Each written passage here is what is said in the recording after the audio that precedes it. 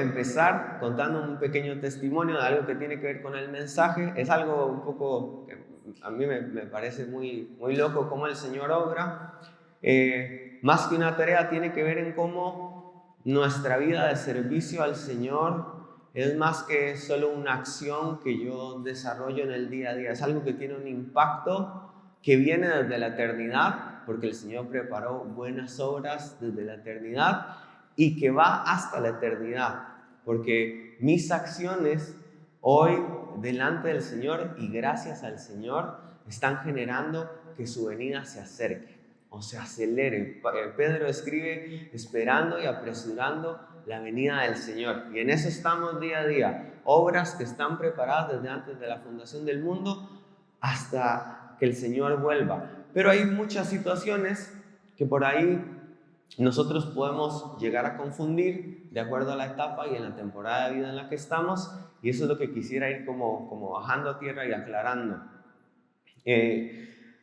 Antes del testimonio yo tengo unas preguntas para abrir, que es como para que vayamos pensando, y la primera pregunta es: ¿cuándo fue la última vez que serviste a alguien sin que nadie lo supiera, sin que nadie lo note?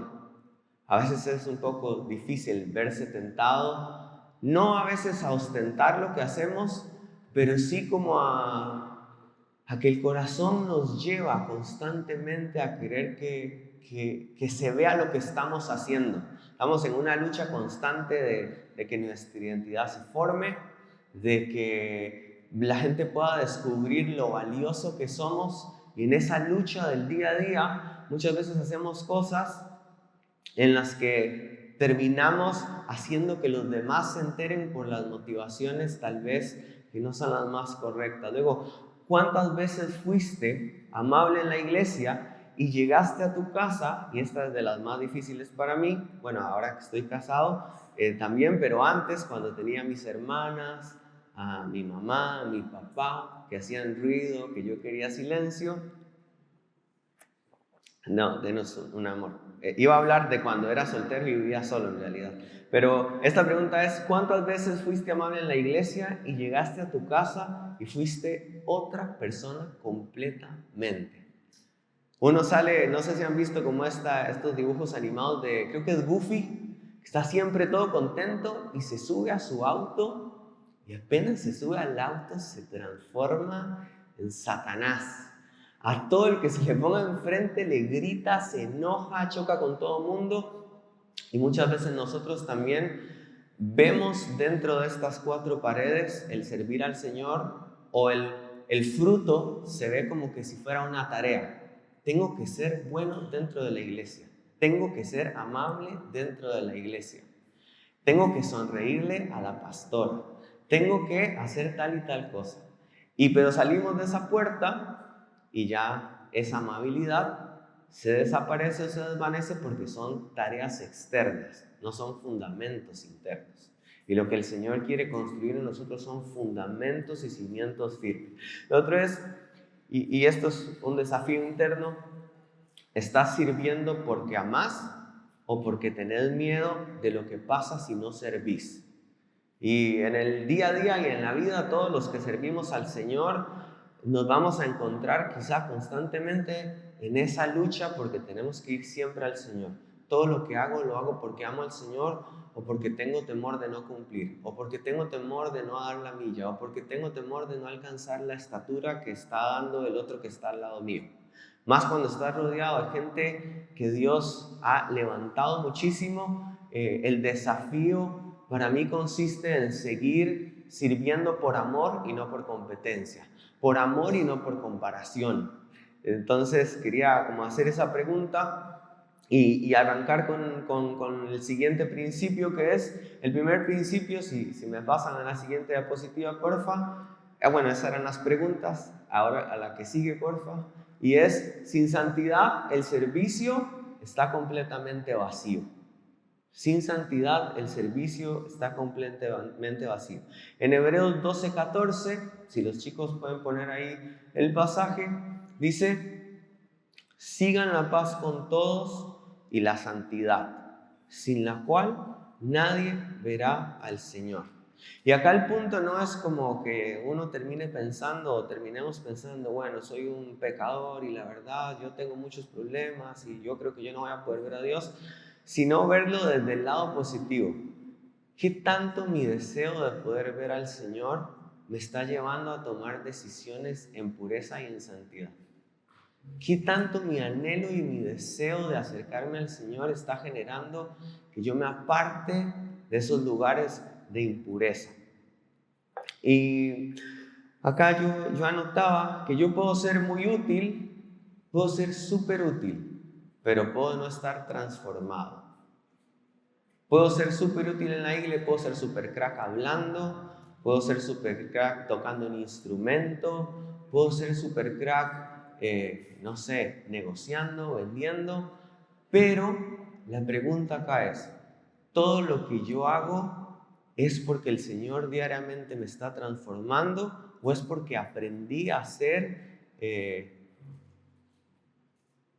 un buen actor? Yo durante muchos años en mi iglesia en Costa Rica serví como 10 años tal vez, y una de las situaciones que tal vez me movió más el piso en mi vida es leer la Biblia y no encontrarme en lo que la Biblia decía. Es leer Hechos de los Apóstoles y decir, ¿dónde estoy yo acá? No me encuentro, no estoy viviendo lo que la palabra de Dios dice.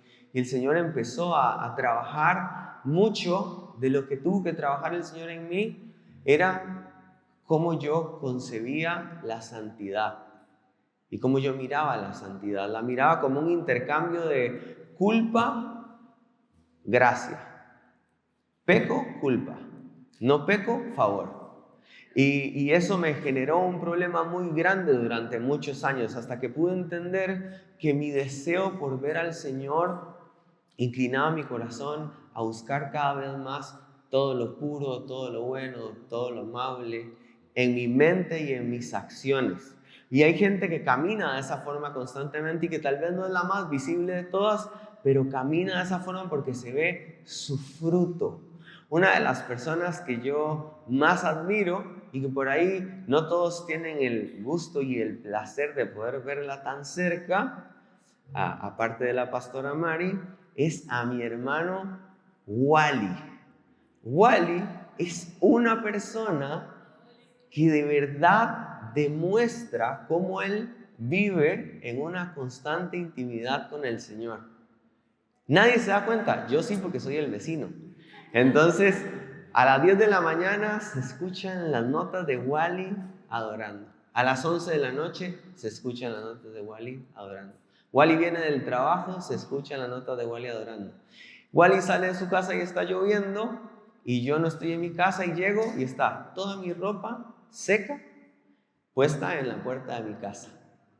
Es una persona que entendió que el servicio a los hermanos no son solo tareas que se hacen dentro de acá. Wally me trajo esta tacita con el té, pero Wally afuera de acá igual sigue con un corazón de servicio.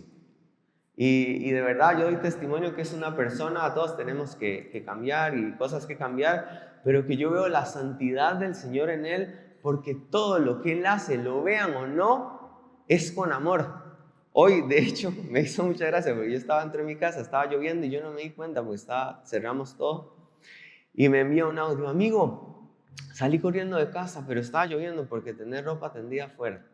Apenas me dio tiempo de agarrarla y que no se me mojara tanto. Pero Wally es una persona impresionante, la verdad. Es alguien de quien solo observándolo he aprendido muchísimo.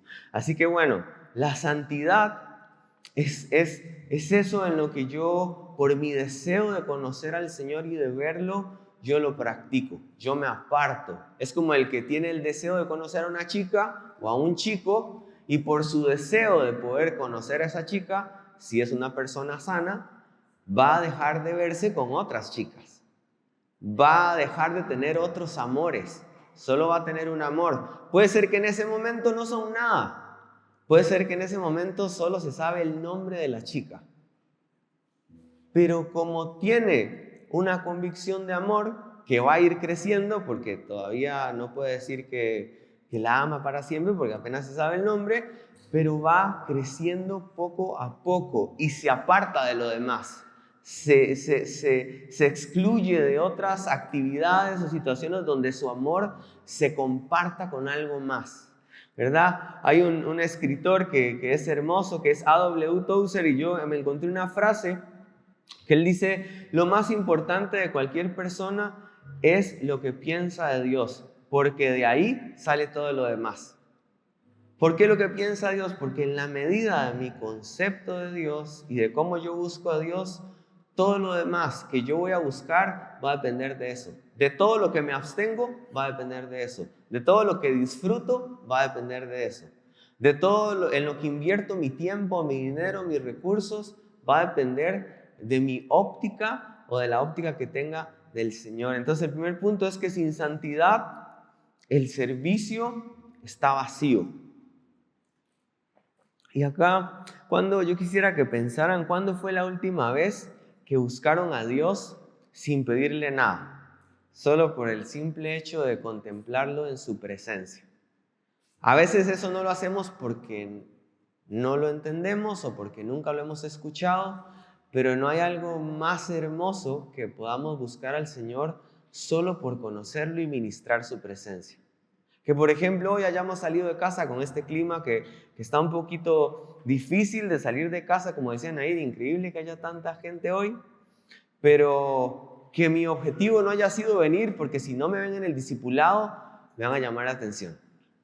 Que mi objetivo no sea venir porque si no vengo hoy me pierdo de ver a...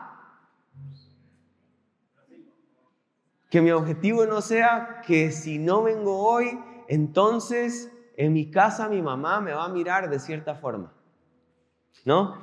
Y que mi objetivo sea, yo vengo a ministrar la presencia de Dios. En la medida que yo voy detrás del deseo que tengo del Señor, mi deseo de ministrarlo va a crecer. Entonces mi servicio al Señor es ministrarlo. No es predicar, no es sostener la cámara, no es servir en el buffet, no es recoger la ofrenda, es ministrar al Señor, constantemente ministrar al Señor. Luego el siguiente principio es, nosotros fuimos constituidos espiritual o ser, como seres espirituales y antes de ser cualquier otra cosa. Dios nos hizo espirituales antes de ser cualquier otra cosa. En Colosenses 3:17 dice, todo lo que hagan, sea de palabra o de hecho, háganlo todo en el nombre del Señor Jesús, dando gracias a Dios el Padre por medio de Él. Y acá hay algo que cambia todo. No somos personas que a veces hacemos cosas espirituales. Está este concepto que la gente piensa que comer no es espiritual. Y sí que lo es. Si yo paso tragando todo el día, y perdón que lo diga de esta forma porque yo soy un amante de la comida, pero he tenido desarrollando la espiritualidad o disciplinas espirituales, darme cuenta que eso es un fruto de grietas en mi vida porque no me puedo abstener o no puedo parar de comer, ¿ya? O por ejemplo, es algo en lo que yo creo que hoy tengo una victoria y hubo un tiempo en que me encantaba ver películas, pero tantas que podía ver 3 películas en un día. Entonces, tal vez alguien va a decir, no, qué exagerado, y otro va a decir, uy, qué bueno, Paco sí descansa, cómo se divierte. Pero hay una grieta interna, porque en donde yo pongo mi corazón, ¿qué está ahí?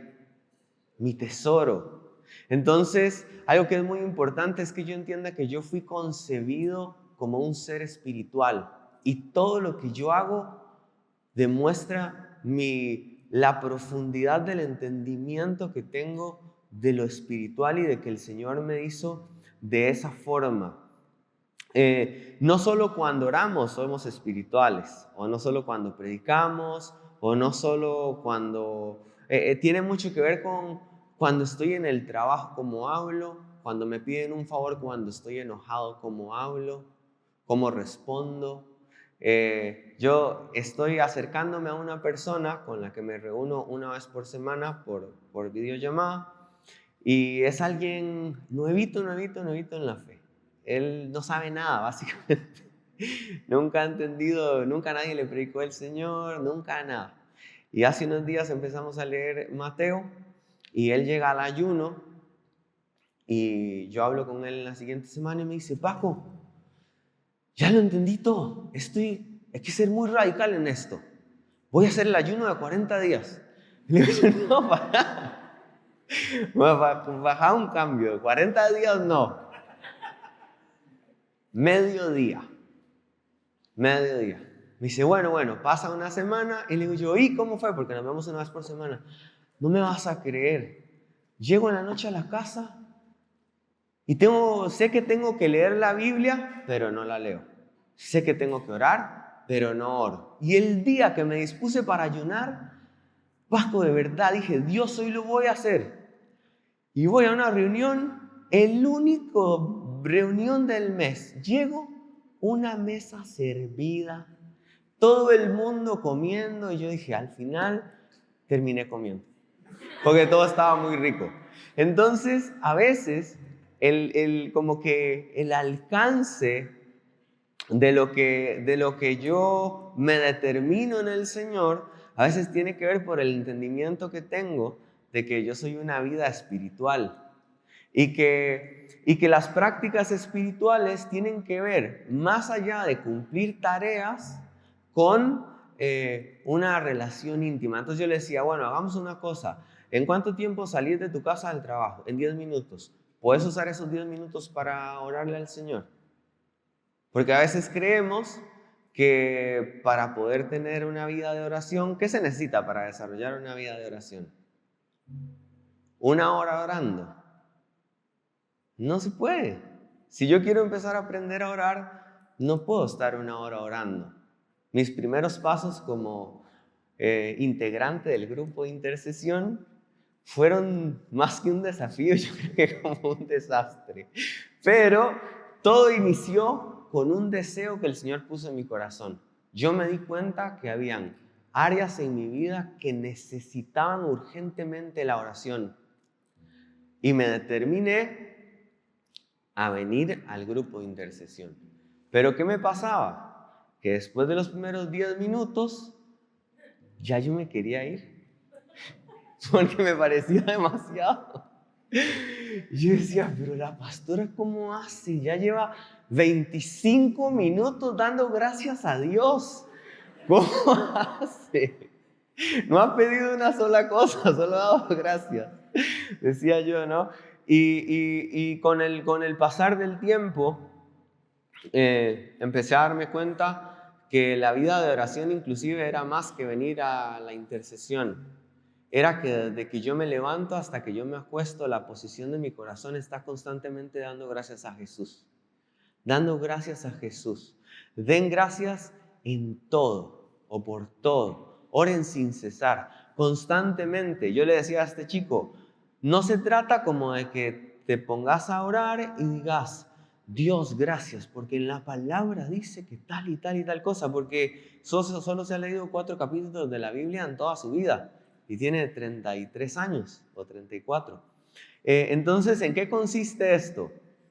En que el desarrollo de mi vida espiritual, entendiendo que si yo estoy hoy acá sentado es porque estoy buscando a Dios, porque Dios me buscó a mí primero, y como lo estoy buscando, empiezo a darme cuenta que yo no soy solo una persona de carne y hueso que tiene emociones, sino que hay algo que Pablo dice, que primero somos espíritu, que tenemos un alma, que tiene un cuerpo.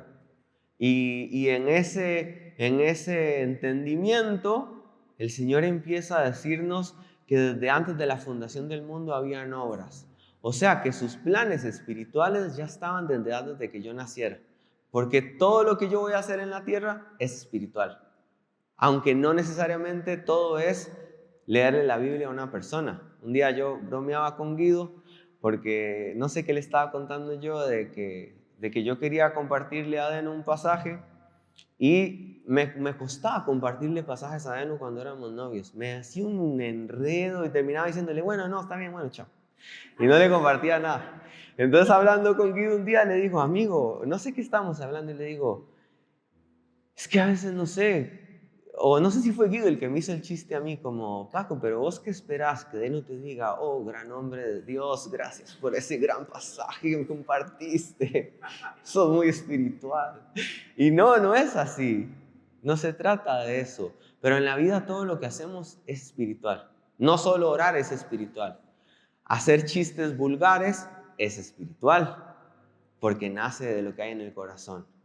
Buscar videos o estar pasando reels y conectar, algo que yo me doy cuenta mucho en medio de eso es con qué yo me detengo en redes sociales. ¿Qué es lo que te detiene? Porque es muy fácil estar pasando, ¿cómo se llama? Scrolling. El scrolling. Es muy fácil estar scrolleando, pero esos 3 segundos con los que más conectas, ¿qué son? ¿Qué es lo que conecta con lo que conecta tu corazón? Y luego, todo lo que nosotros hacemos es espiritual por una razón, porque el Señor nos diseñó para ser seres espirituales. Luego, Jesús lo dice también de otra forma en Mateo 5, de los versículos 14 al 16. Mateo 5, del versículo 14 al 16, dice lo siguiente, dice, ustedes son la luz del mundo. Una ciudad asentada sobre un monte no se puede esconder. Pasamos al 15. Ni se enciende una luz y se pone debajo de un almud, sino sobre el candelero y alumbra a todos los que están en casa. El 16. Así alumbre vuestra luz delante de los hombres para que vean vuestras buenas obras y glorifiquen a vuestro Padre que está en los cielos. Entonces él dice, ustedes son la luz del mundo. No dice, ustedes hagan la luz al mundo. Es un atributo que ya nos fue dado. No es algo que yo tengo que producir por mí mismo. Y como dice que somos la luz del mundo, nuestra única tarea es alumbrar, pero no dice cuándo. O sea que es siempre. Y eso es un problemón.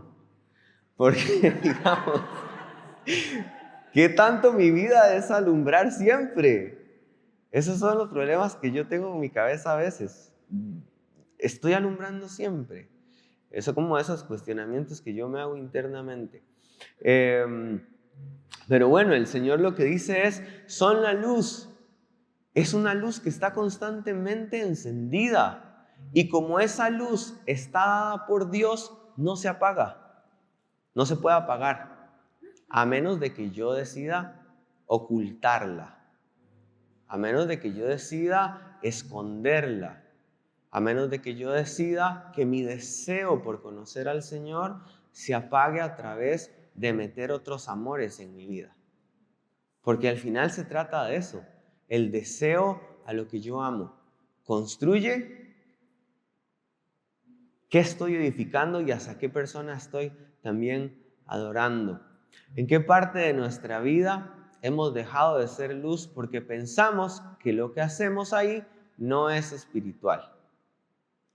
Entonces, como venimos aprendiendo, como todo lo que hacemos es espiritual, o sea que en todo lo que hacemos siempre hay un nivel de luz que se expresa en nuestra vida. ¿En qué áreas no estamos expresando esa luz? Porque empezamos a asumir que eso no es espiritual. Puede ser chistes, puede ser inclusive algo tan sencillo como esto que me pasa a mí, que me engancho a veces recordando viejos tiempos del fútbol, de los 2000s, y uno se puede enganchar ahí y pasar, al menos yo, 40 minutos, y no es que es pecado hacer eso, pero no me doy cuenta que como mi vida es espiritual, eso al final termina siendo un poco de vanidad. Yo no quiero satanizar eso, a mí me encanta ver videos de los 2000, es lo mejor. Pero bueno, primer punto, sin santidad, el servicio de fútbol, me refiero. Sin santidad el servicio está vacío, sin santidad el servicio está vacío. El segundo es que somos espirituales desde antes que ser cualquier otra cosa. Antes que ser hijo, antes que ser novio, antes que ser el discípulo de, antes que ser el líder que discipula a, antes de ejecutar el servicio de, ya soy o fui determinado por el Señor espiritual. Y que soy luz, no hago la luz, soy, me fue dado. Y acá quiero pasar al tercer punto y es, Dios nos dio una autoridad para multiplicar. Estamos hablando del servicio, que no son solo tareas, que no está encerrado solo dentro de la iglesia, que no tiene que ver con un servicio o un nombre dentro de lo que se hace en estas cuatro paredes, que es hermoso porque es para el cuerpo, porque es para el Señor, pero quiero ahora que vayamos a entender un poquito cómo expresar ese servicio y de dónde yo lo puedo expresar. Y el punto 3 es muy importante porque dice que Dios me dio una autoridad para multiplicar mis talentos y mis dones. Dice que cuando el Señor en la parábola de los talentos entrega sus bienes, no da tareas, dio una autoridad para administrar, pero Él no le dijo a uno, vos sos pastor y el que atiende el buffet. Y al otro le dijo, vos vas a estar a cargo del banco de alimentos y de dirigir la escuela Filo. Les dio bienes, no tareas. Y vamos a leer Mateo 25, 14 y 15, porque hay unos verbos bien interesantes. Mateo 25, 14 y 15 dice, porque el reino de los cielos es como un hombre que yéndose lejos. ¿Quién se fue lejos? Al menos de la tierra. Jesús. Bueno, no lejos, pero ustedes me entienden. Él está a la diestra del Padre. Dice, y llamó a sus siervos. Te llamó a vos, me llamó a mí. Llamó a aquellos que quieren seguirlo, que están invirtiendo su vida para Él. Y les entregó bienes. Entonces dice que Él se fue, llamó y entregó. Se fue, llamó y entregó. Y dice, a uno dio, en el siguiente pasaje, en el 15, a uno dio 5, a otro 2, a otro 1, y cada uno conforme a su capacidad, y luego se fue lejos. Y acá hay algo muy importante.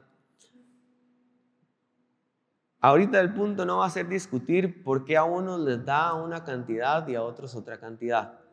Pero lo que sí es importante es que Él da a todos una gracia, un nivel de gracia.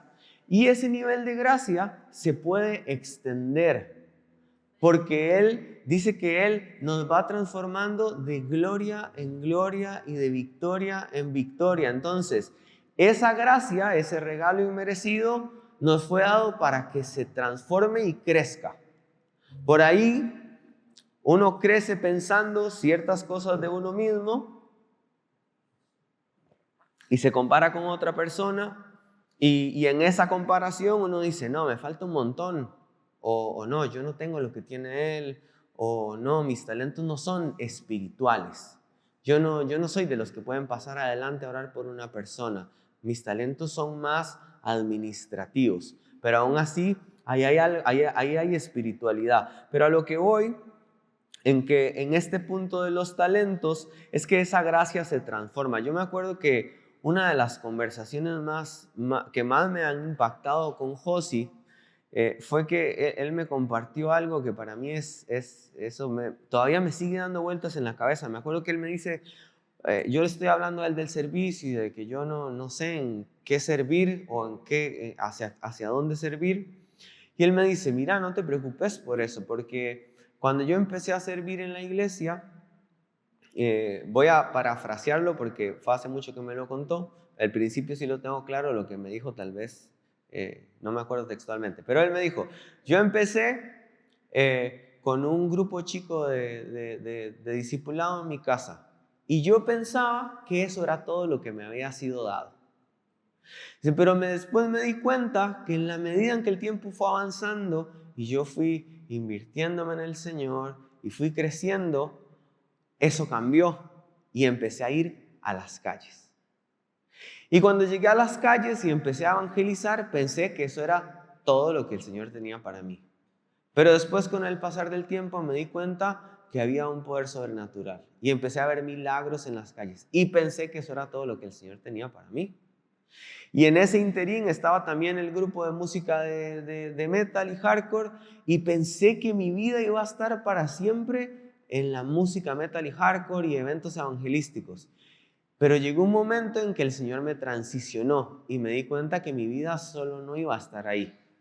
Y después empecé a adorar en la iglesia y pensé que eso era lo máximo a donde iba a llegar y me di cuenta que después empiezan a invitarme a iglesias y ahí fue de gloria en gloria, de victoria en victoria. Entonces quizá el lugar donde estás hoy no es el lugar donde quieres estar o donde sabes que el Señor te llamó a estar. Pero lo que yo sí te puedo garantizar es que cuando buscas al Señor apartado para amarlo solo a Él y dejas otros amores de lado, porque entendés que sos un ser hecho espiritual para vivir en esta tierra con un alma y un cuerpo, Él sí va a mudar tus temporadas y Él sí va a transformar tu vida hacia las siguientes temporadas y hacia los siguientes tiempos. Eso porque es importante en este tema del servicio. Es importante porque no todo lo que se hace para servir está acá, está en la casa, está cuando me toca hacer algo que le tocaría a otra persona y yo estoy enojado porque le toca a otro, pero me tocó a mí. Ahí hay un servicio, que es una acción que nace de lo espiritual, porque si al final ves tu corazón, tu problema no está en que el otro no lo hizo, sino en que a vos te choca, que es injusto que tocándole a otro lo tengas que hacer vos. Y ahí hay un juego entre el amor que nos perfecciona y entre el temor de sentirnos afectados porque alguien más se está aprovechando de nosotros. Nosotros servimos a los demás porque somos amados y queremos dar amor, no porque el temor nos lleva a pensar que se nos están aprovechando de nosotros. Luego, Pablo confirma esto de que el Señor nos da talentos en Efesios 2:10, dice, porque somos hechura suya, creados en Cristo Jesús para buenas obras, las cuales Dios preparó de antemano para que anduviésemos en ellas. Dios nos diseñó para una obra específica y para eso nos dio su autoridad, no para que la guardemos, sino para que la multipliquemos en cada ambiente de nuestra vida. Y esos ambientes son la familia, el trabajo, la congregación, el barrio, todos los lugares de influencia donde estamos ahora. Ahí es donde nosotros vamos a multiplicarlo. Lo que yo quiero tal vez dejar con este punto es que cuando nosotros servimos, lo hacemos porque Dios nos dio una autoridad. Y desde esa autoridad que Él nos dio, podemos amar aunque nos han dado mal cuando hicimos bien. Podemos seguir amando, pero porque nos dio autoridad, no porque somos buenos. Esa autoridad la dio el Señor a nosotros, no es que nos pertenece. Así que un día ese Señor que se fue, o ese hombre que describía Mateo, que dejó sus bienes y después se fue, va a volver a venir a ver qué hicimos con esa autoridad. Y en la medida de lo cómo utilizamos esa autoridad y la multipliquemos, ahí va a ser o el crujir de dientes, como termina ese versículo, o el bienvenido al reino de los cielos, buen siervo y fiel. Así que John Wesley resume esta parte en: haz todo el bien que puedas, por todos los medios que puedas, en todos los lugares que puedas, en todos los momentos que puedas, a todas las personas que puedas, mientras puedas. Un montón de puedas, pero amén. Pablo lo resume en Hechos, es mejor dar que recibir.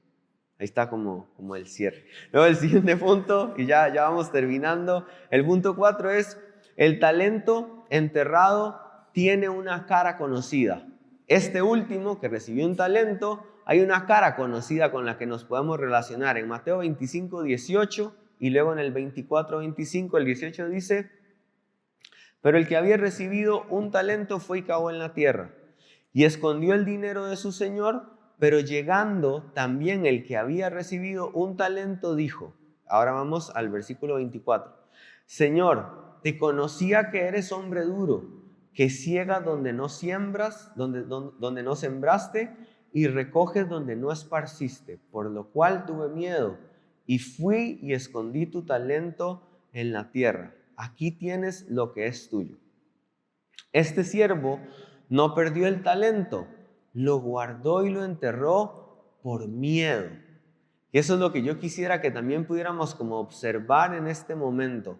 Muchos de nosotros hacemos lo mismo porque en la iglesia somos una cosa, porque aquí es más fácil ser esa persona buena. Pero cuando salimos de acá, ese talento no lo podemos llevar afuera. No sabemos cómo llevarlo afuera. En el trabajo somos otra cosa y eso es lo que hace que enterremos el talento. No lo perdemos, pero lo escondemos. Y eso el Señor lo llama negligencia. Hace un tiempo estábamos en una conversación y una persona preguntaba: ¿cómo es que hago para que lo que yo hago en la iglesia yo lo pueda llevar afuera de la iglesia? Porque me da un poco de temor, la verdad. Yo sé que yo en la iglesia puedo orar por alguien, pero cuando salgo de la iglesia no sé cómo orar por las personas. Me da temor. No sé cómo hacerlo. El mismo Jesús que yo predico adentro y el que, no sé, están estas dos chicas conversando y una le cuenta a la otra: no, amiga, porque no sabes, me dijo tal cosa, es un chamullero, no sé qué, no sé cuánto. Y la otra le dice: no, amiga, date cuenta, no, ese tipo no te conviene. Pero porque Jesús dice y Jesús trae y Jesús tiene lo mejor para vos. Pero sale de esa puerta, la misma que estaba aconsejando, y se le olvidó todo lo que había dicho. Y su estilo de vida es otro completamente. Así que lo que yo los quiero motivar con este principio del talento enterrado tiene otra cara conocida, es que muchas veces todo lo que nosotros hemos recibido de parte de Dios no hemos sabido llevarlo afuera por temor al hombre, por temor al rechazo, por temor a creer que no me van a escuchar o que el poder de Dios no se va a manifestar, y motivarlos a que de verdad el Señor no nos dio algo para que lo cuidemos dentro de estas 4 paredes, sino para que sea multiplicado donde vivimos. Y esto no está determinado por la cantidad de tiempo que tenés de haberte convertido. Esto está determinado por la cantidad o el tamaño de deseo que tenés de que otros puedan experimentar esa luz. Y ese es el punto de este mensaje. Luego el quinto punto es el motor que nos mueve a servir. ¿Es el amor o el miedo? La raíz del problema del punto anterior, como yo les decía, es que este siervo tuvo miedo. Los otros no tuvieron miedo. ¿Qué puede ser un opuesto al temor? Que no es el amor, el riesgo. Ellos tomaron riesgos. Una forma de poder encontrarnos con el amor es tomando riesgos. Es salir a la calle y tomar riesgos en nombre del Señor. Es salir a la calle y multiplicar cosas. Pero hay cosas que tal vez son un poco más básicas que pueden construir un poco los fundamentos que tenemos. Nosotros en la casa tenemos una dinámica que la estamos construyendo todavía, que es: el que cocina no lava los platos. El que no cocina lava los platos, y bueno, así va la cosa. Uno cocina, el otro lava los platos, uno lava los platos, el otro cocina. Pero yo me he dado cuenta de mí mismo que al inicio eso no sucedía tanto. En el momento en que yo pensaba que tenía que suceder por cómo yo hago las cosas.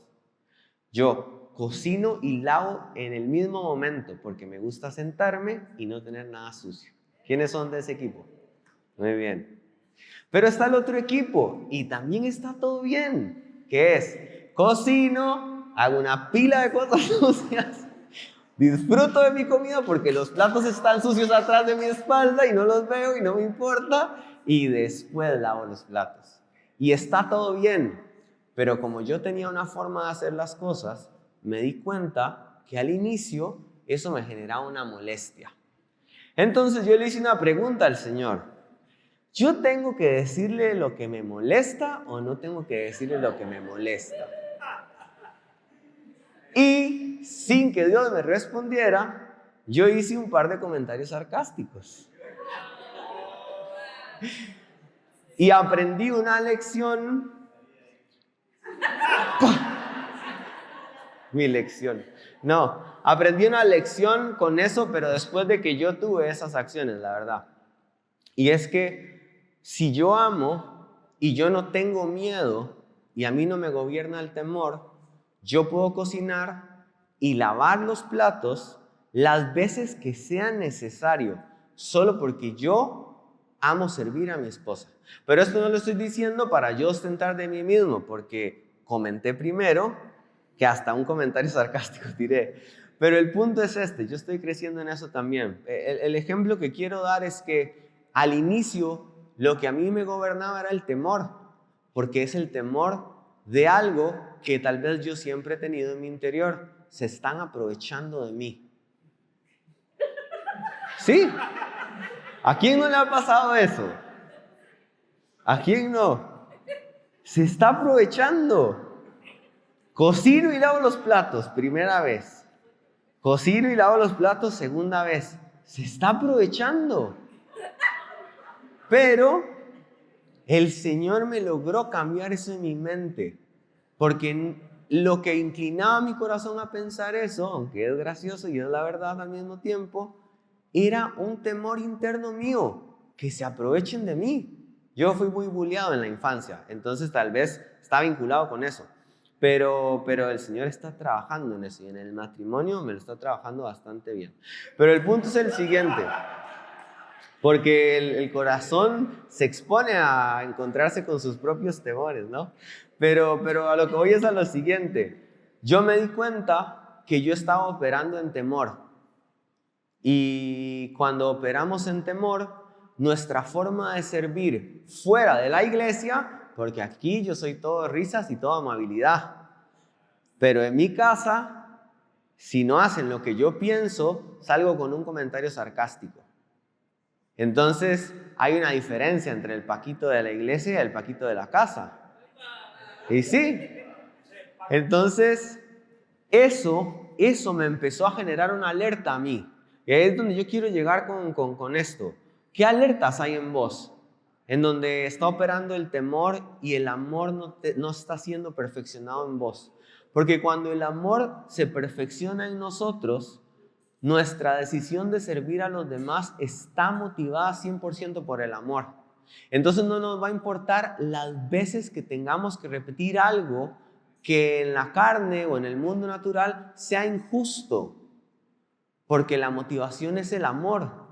Porque en 1 Corintios 13 ya todos saben lo que dice: es paciente, es amable, es benigno, no es jactancioso, todo lo espera, todo lo soporta. Yo me di cuenta que yo no amaba porque esperé 3 días a cocinar y lavar los platos y al cuarto día tiré el comentario sarcástico. Entonces me di cuenta que hay áreas en las que yo tenía que ser perfeccionado. Y ese es el punto, haciendo esto, aunque es gracioso, pero es verdad, pero que nosotros podamos darnos cuenta que en cosas muy pequeñas opera el temor. Y necesitamos que el Señor perfeccione el amor, porque nuestro mayor testimonio no está en venir a predicar acá. Está en que mis amigos que no conocen al Señor puedan experimentar la luz de Jesús. Está en que mi familia que no conoce al Señor pueda experimentar la luz de Jesús. Está en que la gente que está en la facu pueda experimentar el amor de Jesús. Está en que el del kiosco pueda experimentar el amor de Jesús. En eso se basa. Por eso yo ponía el ejemplo de Wally, porque para mí Wally es una persona que cuando, sin importar la temporada en la que él está, que todos atravesamos cosas, su sentido de servicio por amor y no por tarea se mantiene. Todas las veces que ha llovido, que yo estoy durmiendo o que no estoy en mi casa, mi ropa no se moja. Y ha sido gracias a ese santo. Pero ¿saben por qué digo esto? No, pero ¿saben por qué digo esto? No, pero en serio, ¿saben por qué digo esto? Porque como el amor no se cansa, como el amor no se cansa, entonces él no se cansa de también bajarme la ropa del tendedero. Aunque es una tarea que para otro puede decir, no es mi ropa, ¿qué me importa? Yo me voy. Pero el amor no se cansa, no se cansa nunca. Vamos a volver al mensaje. En 1 Juan 4:18 es lo que venía diciendo: en el amor no hay temor, sino que el perfecto amor echa fuera el temor. Porque el temor, ahí lo tenemos, ¿sí? En el amor no hay temor, sino que el perfecto amor echa fuera el temor. Porque el temor lleva en sí castigo, donde el que teme no ha sido perfeccionado en el amor. Y yo quiero que nos llevemos esto de que todas las cosas en las que tenemos ambientes para hacer influencia, todo lo que vamos a hacer con el resto de personas en alguna medida es servicio.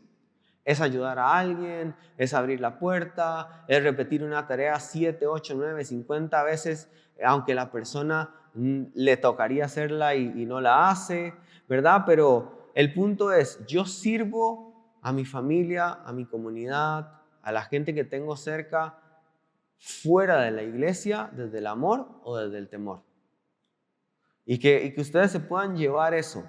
Porque acá el punto es que queramos o que busquemos que el Señor perfeccione en nosotros su amor, para que cada día nos sea más fácil tomar la cruz y seguirlo, para que cada día nos sea más fácil ponernos su yugo, que es ligero o liviano, y poder caminar y poder decir, bueno, al que te dio esto o la bolsa, llévasela una calle más, y no decir, no, pero ¿qué le pasa?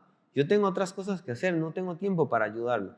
Pero bueno, eso, dice Henry Nouwen, escribió, es otra persona cristiana, dice, solo cuando descubrí que era amado más allá de todo mérito, pude amar a otros sin necesitar nada a cambio. Y ese es el desafío del amor, amar sin necesitar nada a cambio. Y que nosotros podamos ver en el corazón qué tanto cuando yo doy algo me aflige no recibir algo a cambio, es porque necesito ser perfeccionado en el amor, en cuanto al servicio, en cuanto a cómo me doy a los demás. Y el punto número 6, y este es el último, y esta es la meta de nuestro servicio, que al inicio del mensaje se llama más que una tarea, porque es un servicio que nace de que somos seres primeramente espirituales, porque el Señor nos diseñó de esa forma, pero la meta del servicio es morir para que vivan otros. Esa es la medida, morir para que vivan otros. Nadie es perfecto en esto, ni nadie es perfecto, ni nadie ha alcanzado el nivel más alto. En Juan 15:5 dice, yo soy la vid y ustedes son los pámpanos, el que permanece en mí y yo en él, este lleva mucho fruto, porque separados de mí, nada podéis hacer. Una llave para poder expresar un amor perfeccionado, donde yo aprendo a hacer como ese grano de trigo que cae en la tierra y muere, para que otros tengan vida, es estar unido al Señor. Porque Él nos limpia en esa forma de unirnos. Hay dos formas en las que uno cree que muriendo puede dar vida a otros. Y a veces podemos pensar que hace también estaba en una conversación y un chico estaba comentando que tenía un familiar muy afectado. Tenía un familiar muy afectado por una enfermedad que le estaba quitando la vida.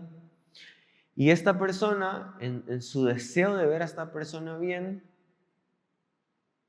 lo que estaba pidiéndole a Dios era que la enfermedad de esa persona le viniera a él, para que esa persona no la tuviera. Suena un poco extremo, ¿verdad? Y suena como a amor, pero eso no es amor. Porque la medida del amor está en cómo yo me vinculo con el corazón del Padre para yo poder dar un amor perfeccionado. Esa es la base del amor. Y acá la meta del servicio no es ni llegar más alto, ni ser el que más destaca, ni al que más reconozcan. Es morir a nosotros mismos para que Cristo sea perfeccionado y conocido a través de nuestra vida. Hay un alemán que el otro día Sol Rosselli lo mencionó en el mensaje de la semana pasada, que se llama Dietrich Bonhoeffer. Él murió en medio de la época en que Hitler mató a los judíos. Él, siendo alemán, fue asesinado por los nazis por su creencia cristiana. Y él dice, cuando Cristo llama a un hombre, le pide que venga y muera. Son frases de personas que murieron. Entonces, como que el peso de sus palabras es por el mismo fruto de su vida. Y eso es muy importante, que nosotros lo podamos honrar. El servicio verdadero no es lo que hacemos el domingo. Y yo, por eso, ya cerrando, quisiera que podamos desvincular de la mente que servir al Señor inicia cuando cruzo la puerta. Servir al Señor inicia cuando abro los ojos y termina cuando me vuelvo a dormir. Hay algo muy peculiar en el dormir, porque de acuerdo a cómo yo elija vivir mi vida, en el Salmo 16, David dice, aún en las noches tú ministras o enseñas mi conciencia. En la medida en que yo esté consciente de que yo nací para servir al Señor, ministrándolo, no viniendo a acomodar las sillas, aunque eso es un resultado de que le sirvo al Señor, no viniendo a predicar, aunque eso es un resultado de que le sirvo al Señor, pero de que mi vida le pertenece a Él para que yo ministre su presencia. En las noches Él ministra mi conciencia. Pero si en el día mi conciencia de a quién sirvo y a quién le pertenezco y de qué forma fui hecho no está inclinada hacia una vida devocional al Señor y de servir en cualquier cosa, lavando los platos, limpiando, lavando la ropa, descolgando la ropa cuando está lloviendo, o sea, todo ese tipo de cosas, en las noches quien ministra nuestra conciencia no es Dios precisamente. Y por ahí a muchos de nosotros podemos estar experimentando sueños que no son ministrados por el Señor. Y no en todos los casos, pero en algunos será porque en nuestra vida diaria el servicio lo inclinamos a pensarlo dentro de acá, pero fuera de acá somos otra persona completamente. Y ya para cerrar, hubo 2 siervos que multiplicaron lo que el Señor les dio y otro lo enterró. Y la diferencia para mí entre estos siervos es que ellos entendieron cuál era la naturaleza de su Señor y tomaron decisiones prácticas. El otro conocía la naturaleza de su Señor, pero se llenó de temor y enterró lo que se le había dado. Sí me voy a entender. Así que bueno, yo quiero motivarlos esta noche a que, entendiendo la naturaleza del Padre, que en su naturaleza está llena de santidad, porque Él es la santidad, nos planeó para que fuésemos santos, planeó obras santas y puras para nosotros, planeó obras de bondad, planeó planes que son más altos que los nuestros, planeó nuestra vida como seres espirituales para que, dándonos su luz y delegándonos su autoridad, podemos influenciar no solo acá, sino afuera. Y el objetivo mayor de todo esto es que nosotros podamos ser luz allá afuera.